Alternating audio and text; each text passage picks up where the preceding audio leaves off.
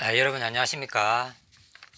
3세대 방송입니다. 오늘은 기준에 대하여 라는 제목으로 말씀을 드리려고 합니다.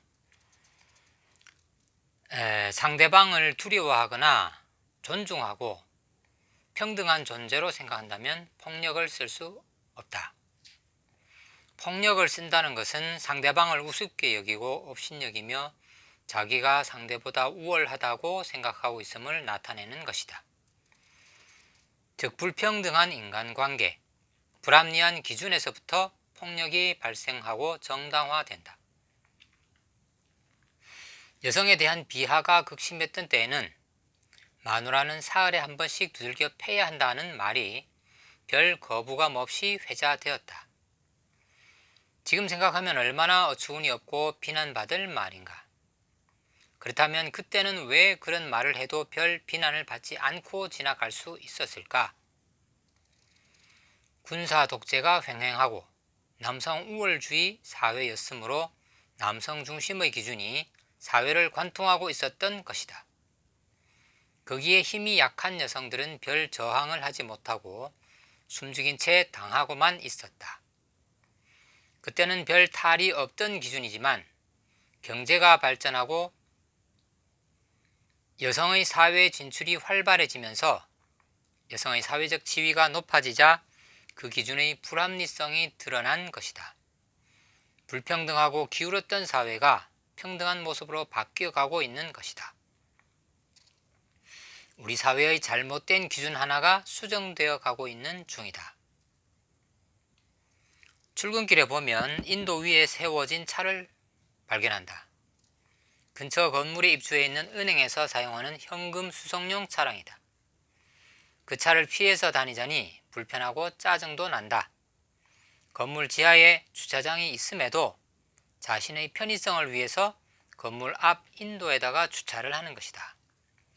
만약 이 경우 누군가가 그 차량을 불법 주차로 신고하고 그 차량 운전자가 과태료를 부과받는다고 가정해보자. 그는 어쩔 수 없이 과태료를 부담하겠지만 과연 자신의 행위를 뉘우치고 그 불법 행위를 고치는 것으로 끝날까? 그렇지 않을 가능성이 크다. 아마도 신고한 사람을 욕하면서 재수 없다고 생각할 것이다. 혹여 신고한 사람을 알아내기라도 하는 날에는 미친 듯이 화를 내며 따지고 들 것이다. 잘못된 기준이다. 이런 잘못된 기준, 잘못한 사람이 큰 소리치는 배경에는 역사적인 유래가 있다. 우선 임진왜란 시기 원균을 생각해 볼 수 있다. 난중일기에서 이순신 장군은 원균의 참남한 죄악을 여럿 증언하고 있다. 지휘선이 적에게 포위되어 위태로운 지경에 빠졌음에도 경상도 수사 원균과 그 휘하 장수들은 못 본 채하고 도와주지 않았다고 분통을 터뜨렸다. 또 원균이 몹시 음흉해서 말로 표현하기 어려울 지경이라고도 했다. 원균은 명나라에서 보내온 불화살을 다른 수군 진영과 나누지 않고 혼자 쓰려고 잔꾀를 부렸고 외적을 토벌할 일에 대하여 공문을 작성해서 보내면 술에 취하여 정신이 없다는 핑계로 답장을 하지도 않았다. 그는 또 우리 어부들에게 왜군 복장을 하게 하고는 그들을 공격해서 마치 전과를 올린 것처럼 꾸미기도 했으며 부하를 육지로 보내놓고 그 사이 그의 처를 겁탈하려 했는가 하면 이런저런 구실을 대어 전쟁은 회피하면서 온갖 뇌물을 써서 자신의 공적을 부풀리고 이순신을 모함하는 데 전념했다. 이순신 장군은 오죽 억울하고 분했으면 고금을 통틀어 자신과 같은 경우는 찾아보기 힘들다고 한탄하며 오직 시대를 잘못하고 났음을 슬퍼했다. 이렇게 그의 부하들조차 살점을 뜯어 먹고 싶다고 할 정도로 패악한 원균이었지만 그는 죽기 전까지 장수의 자리를 꿰차고 있었다. 그것이 가능할 수 있었던 것은 잘못된 기준 덕택이다.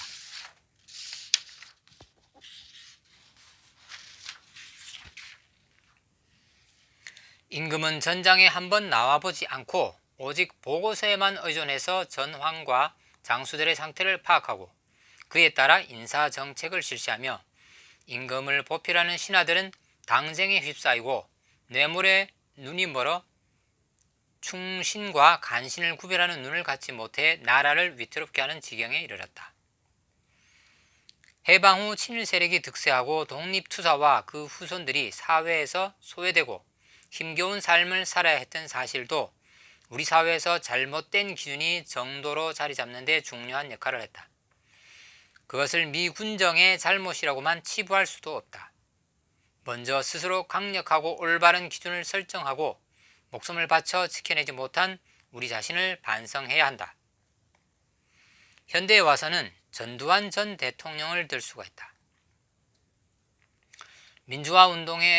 광주 민주화 운동에 대한 무력 진압의 책임자이고 독재 정치를 하며 수천억을 불법 모금하여 축제를 했으면서도 죽는 순간까지 국가와 국민 앞에 사죄 한마디 없이 뻔뻔한 모습을 유지했다.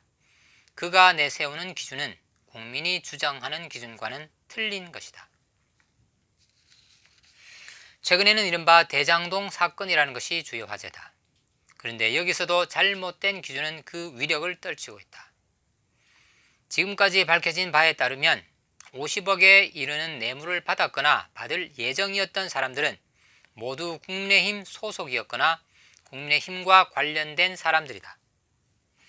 그런데도 국민의힘은 계속해서 몸통이 이재명 당시 성남시장이라고 주장하고 있다.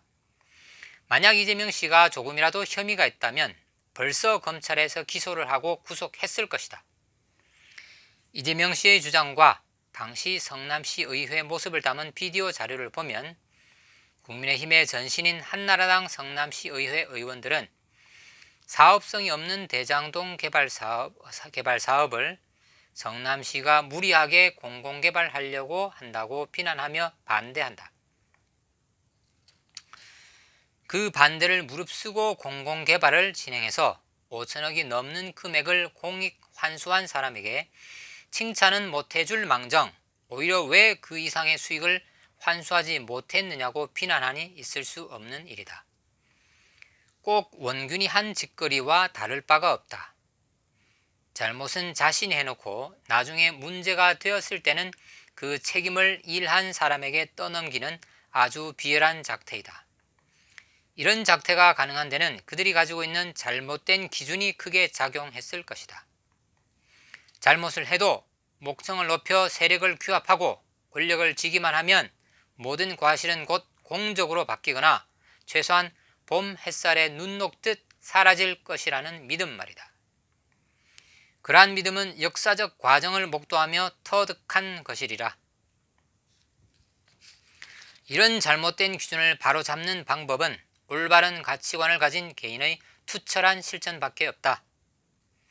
지금까지는 잘 먹고 잘 사는 것이 지상 과제였다면 앞으로는 바르게 품격 있게 사는 것을 목표로 개인이 자신의 삶을 올바른 기준의 토대 위에 놓고 살아가는 것이다.